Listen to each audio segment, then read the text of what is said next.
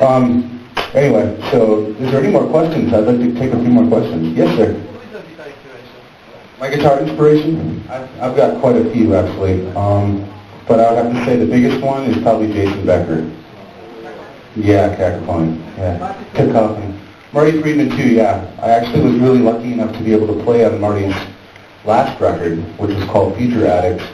And I was able to play a solo on this record, so that made me feel really good. He's an awesome player. Can you play Anti-Fragment? I love this song. Can I play what? Anti-Fragment. Ambivalent. Ambivalent. Ambivalent. Oh, ambivalent. Well, I don't really have it on a backing track, but I mean the whole idea of the song is kind of based off of. How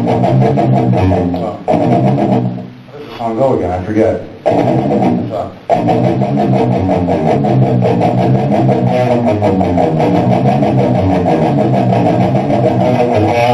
So it's kind of just like a scalular kind of thing, really. It's just chromatic stuff.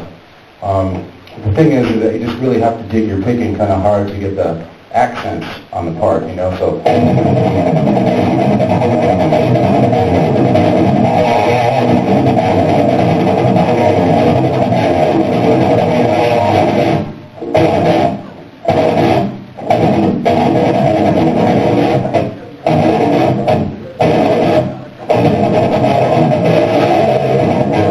Kind of hard to play. I haven't played that in a while, but yeah, I wrote that. That was the first song I actually ever wrote for Any Music Reality.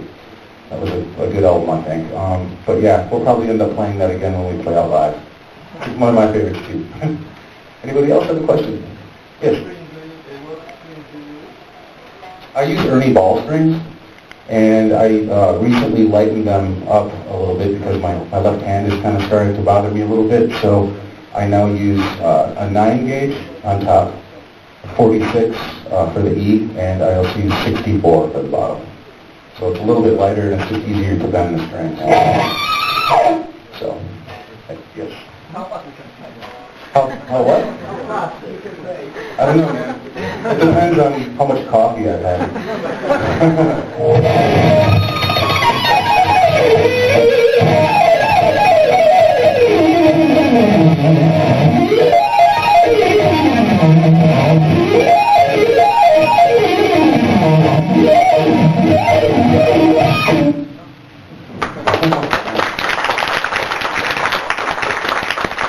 It's not how fast you can play, really. You know, it's fun to do that stuff. I concentrate more on trying to write a good piece of music, you know, like something that's got good groove and good vibe to it.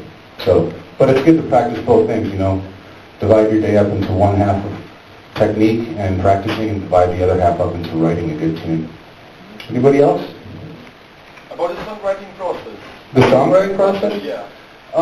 It's really simple, actually. It's a lot less involved than you would think. I basically just have a really old cheesy drum machine, just like an old Boss drum machine, and a 4-track, and I just kind of go for it like that. You know, I just come up with a basic drum beat for a song that I think is going to sound good, and then I start riffing over that. And hopefully by the end of the day, I'll have about 10 or 12 good riffs, and I'll just try to, you know, arrange those into something that sounds like a song to me, and then the next day I'll usually try to re-record it, and then I'll send it to Worrell, and then he puts vocals to it. So yeah, it's really a lot simpler than you think. I'm just now starting to get into Pro Tools and stuff like that, because I'm very like old school when it comes to recording. I really don't know too much about newer technology, so I'm just starting to slowly get into that. But most of the stuff that I do is very just basic. Simple drum machine riffs, and that's it. What's that? Just basic drum pattern and then the riff. Yeah. I mean, it doesn't have to be anything too phenomenally drum-wise, just something that's going to get me an idea on something. Yeah, a good vibe on something, yeah. And I just come up with riff after riff after riff, and then kind of sort those out into what I think would be a good song or a good structure of a song, and then just take it from there. So I try to keep it simple. Thanks. Sure, you're welcome. Anybody else? Not as much as I used to. I used to practice quite a bit. Like when I was, 14, 15 or something like that, I was doing 10 hours a day sometimes just working on technique and stuff. Nowadays I try to get a good hour in or something like that. I'm just practicing and warming up, and then I'll practice on scales or chromatic stuff just to get my hands warmed up. But more than that, it's just I work on writing tunes now, so that's what most of my time is involved with. Sometimes about think about another. Yeah, yeah. The important thing, like I said earlier, is to divide up your time. You know, practice 1 hour on technique, and then after that, work on writing songs. Because, I mean, realistically, how far is technique going to take you? You know what I mean? It's like songwriting is where it's really at, and people want to hear music, man. They just don't want to hear you all day. You know, that kind of gets boring after a while. So. Can you say something like with a perfect face that you used to? Dude, I don't even remember what I forgot that I did that. That was like so long ago. I'd rather die than go to heaven. I'd rather die than go to heaven. Or something like that. Yeah. I don't even remember that. That was on, yeah. 2005.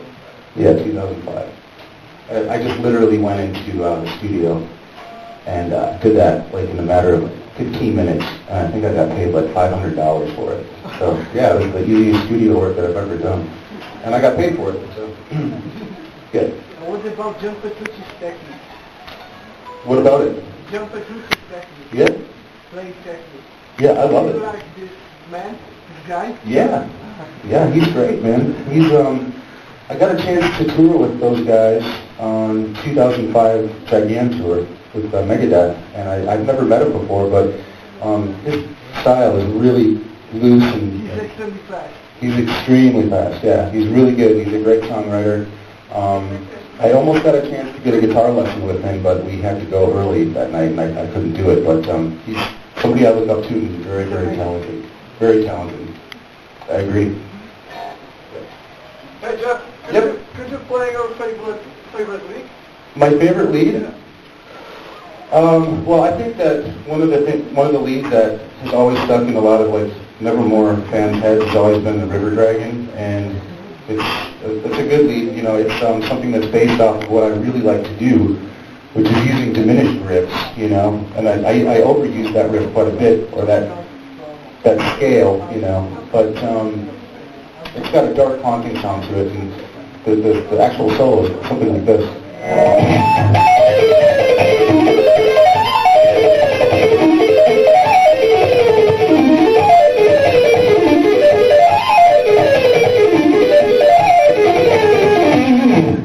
Pretty cool. Yeah, it's one of my favorites. I like that. But diminished stuff is something that I've always loved to do, and the way I started actually using it was just doing a simple 3-finger pattern. And the way I play it is all upstrokes and all downstrokes. So 3 ups, 3 downs. And you can start on the first string 15th fret, and then go to your third finger 14th fret, and your first finger 12th fret, 3rd fret. So you have a sound like and then you basically just take that chord and just turn it around, like vice versa, so you'd end up with a chord like that.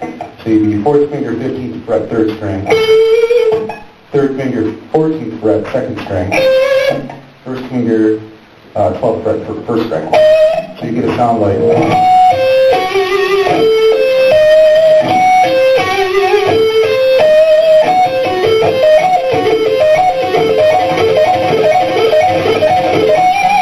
really fun to practice that with a metronome and just get that faster and faster, because the way diminished stuff works is obviously you can move it around every 4th fret, you know, to get that diminished sound. So you can get a sound kind of like this.